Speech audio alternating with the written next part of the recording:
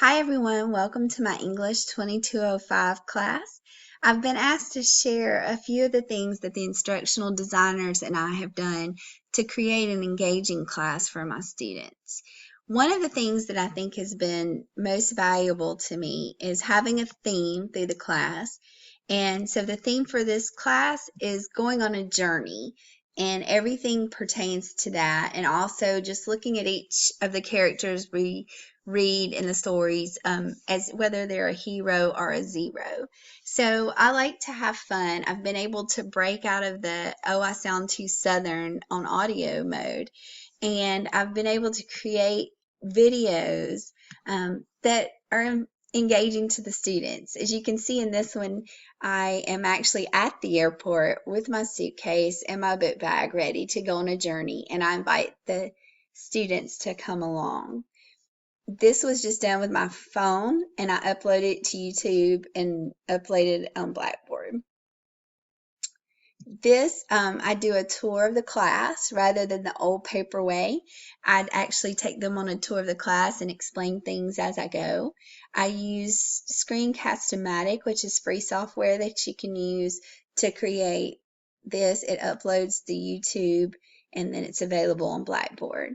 And then another type of software that I use is VoiceThread, and that allows you to be able to upload PowerPoint slides and to be able to also include audio. Again, it's free, some of our favorite word. Another thing that we did to make the class a little more engaging is to change the syllabus.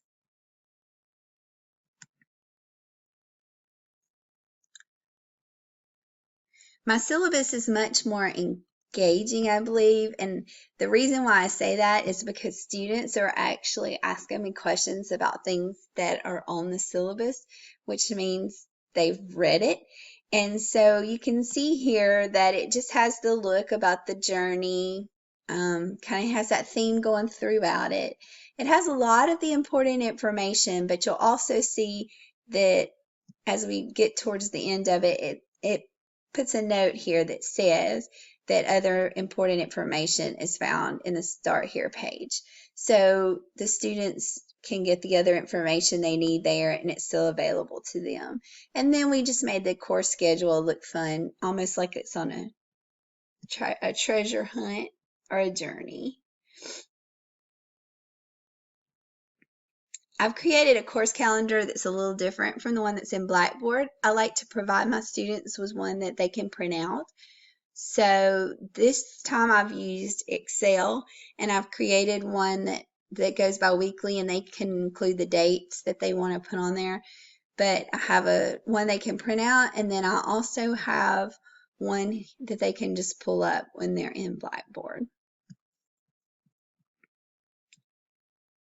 I really come to enjoy using the learning modules because everything's together. It's right there in one place, and the students have everything they need. So I just want to very briefly show you my learning module. I have an overview each week where I can use my webcam and use video everywhere.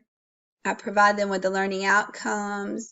For the assignments, I also provide them with a checklist that I just made using Publisher. You could use just about anything to do it, and I just provide them a place where they can print that out and check off to make sure they're doing everything they should have done for their week.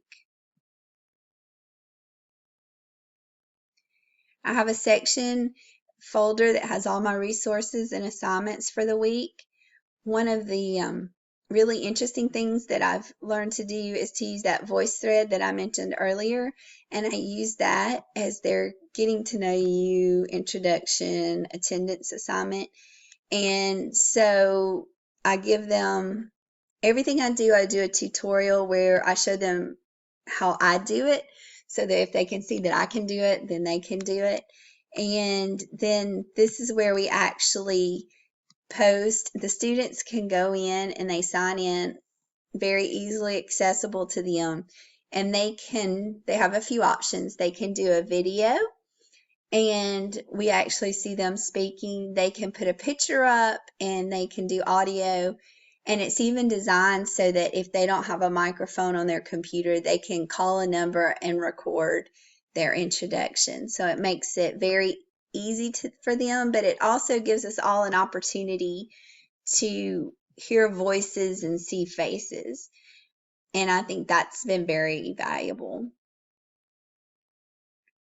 I want to skip down, show you. I do reading reflection journals. The students each week, they have a journal, and the journal is what helps lead up to the final project. My students don't just have an essay as most English classes do. They have a final project which includes an essay. So you'll see that they have questions here that they answer, and all those will lead up to their final project that they're doing. So I opened up that week so I can show you. Lovely video there. The first video is from when we first started building the building at the riverfront.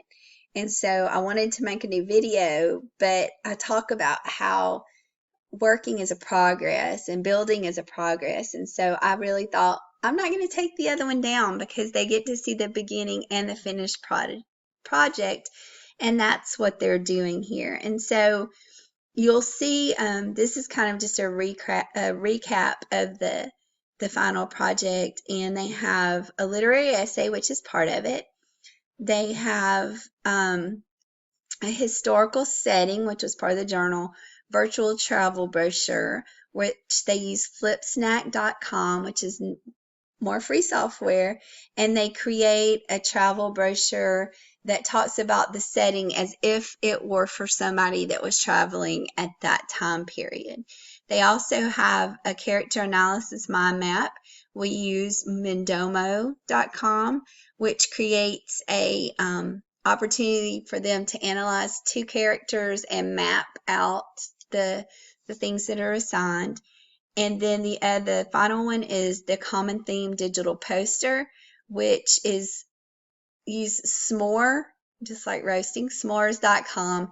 And this allows them to create a poster based on the themes that they found that are most important. It allows them to create a video to discuss those themes.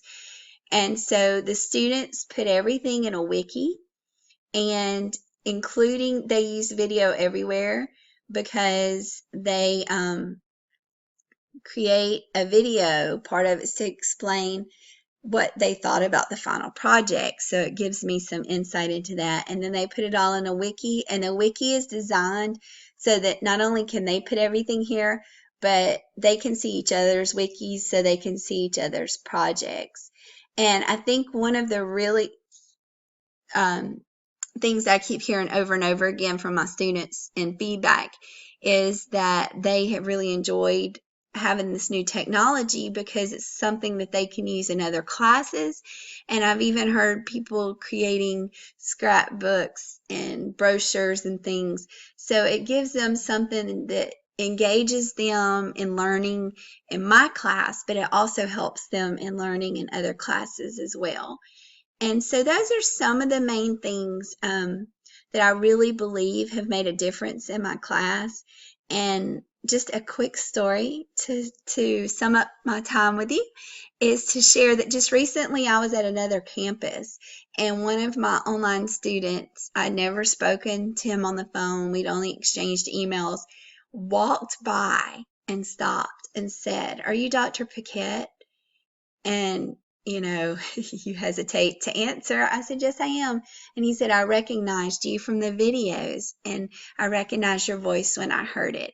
And so that just really solidified to me how important it is for us to take the time to create these videos and to speak to our students in other ways than just even on the phone, because it helps them to feel like they know us and can approach us when they see us somewhere that they've never really wouldn't even expect to see us. So thanks so much for your time. Go ahead and step out there and start a journey of your own and design a class that's engaging not only for the students, but for you as well.